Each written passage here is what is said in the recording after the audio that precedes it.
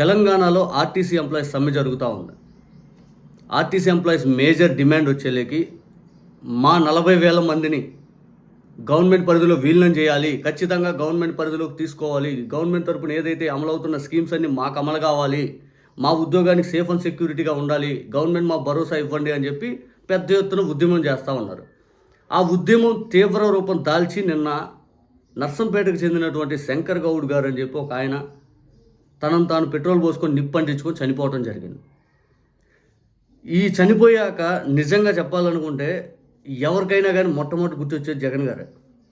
ఎందుకంటే ఈ రాష్ట్రంలో 2014 తర్వాత 4 ముఖ్యమంత్రులుగా చేసినటువంటి వ్యక్తులు ఎన్నికలకు ముందు ఇచ్చిన హామీలు నేను గుర్తు చేస్తాను. 2014లో కేసీఆర్ గారు హామీ ప్రభుత్వంలోకి ఆర్టీసీ ఎంప్లాయీస్ని తీసుకుంటామని చెప్పి తీసుకోలే.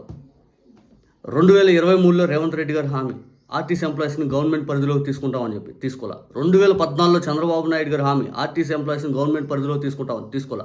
2019లో జగన్ గారు హామీ ఆర్టీసీ ఎంప్లాయీస్ని గవర్నమెంట్ పరిధిలోకి తీసుకుంటాను 5 అని చెప్పి.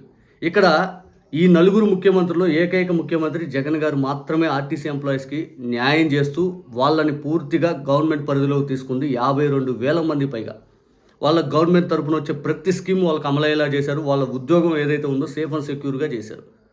వాళ్ళ ఉద్యోగానికి సేఫ్ అండ్ సెక్యూర్గా చేశారు. అండగా ప్రభుత్వం ఉంటుంది. దాదాపు ఈ నిర్ణయం వల్ల 3,600 కోట్లు ప్రభుత్వానికి భారం. కానీ ఆ ఉద్యోగులకు మాట ఇచ్చిన దాని ప్రకారం జగన్ గారు నిలుపుకున్నారు. చంద్రబాబు నాయుడు గారు నిలుపుకోవాలి. చంద్రబాబు నాయుడు గారు ప్రభుత్వానికి వ్యతిరేకంగా ఆర్టీసీ ఉద్యోగులు సమ్మె చేశారు, ధర్నాలు చేశారు.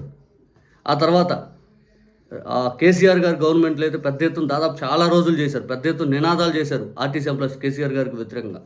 రేవంత్ రెడ్డి గారి ప్రభుత్వాన్ని నిన్న ఆయన చనిపోయిన ఘటనతో ఇంకా తీవ్ర రూపం దాల్చింది. ఇంతవరకు ఏ ప్రభుత్వం కూడా వాళ్ళు చేయాలని ఆలోచన చేయాలి.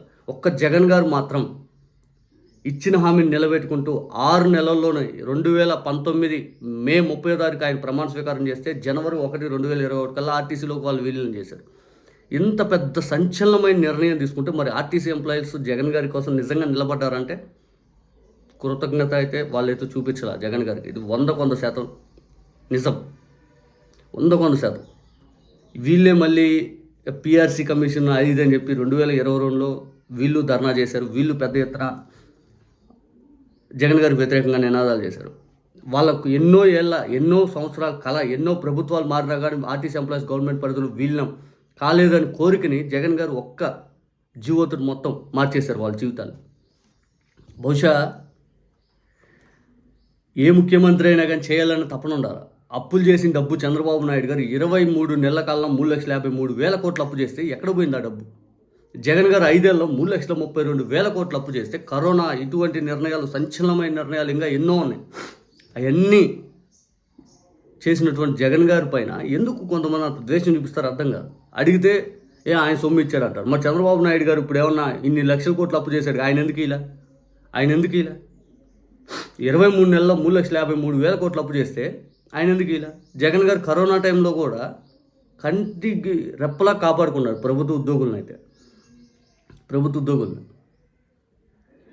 వాళ్ళకు అన్ని రాష్ట్రాలు సగం జీతాలు కోస్తే మన రాష్ట్రం అంతా జీతం ఇచ్చేసింది. ఎక్కడ కూడా 1 రూపాయి కట్ చేయాలి వాళ్ళకి.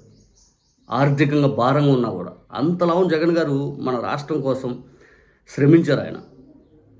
ఇక ఈ ఆర్టీసీ ఎంప్లాయీస్ విషయం ఏదైతే ఉందో తెలంగాణలో ఆయన చనిపోవటం మాత్రం బాధాకరమైన విషయం. ఇటువంటి ఘటనలు అనేవి దయచేసి ఎవరూ చేయొద్దు. ఆ డిమాండ్ లేదోనే ప్రభుత్వం వారు చర్చలతో పూర్తి స్థాయిలో నెరవేర్చే ప్రయత్నం చేయాలి. ఏదైనా కానీ ఇచ్చిన హామీనే వాళ్ళు అడుగుతారు. జగన్ గారు ఇచ్చారు, అడక్కముందే మొత్తం చేసినా కొంతమంది ఆయన వైపు కృతజ్ఞతగా లేకపోవచ్చు. కానీ ఆయన చేసిన నిర్ణయం చాలామందికి గుర్తుండిపోయేలా చేశారు.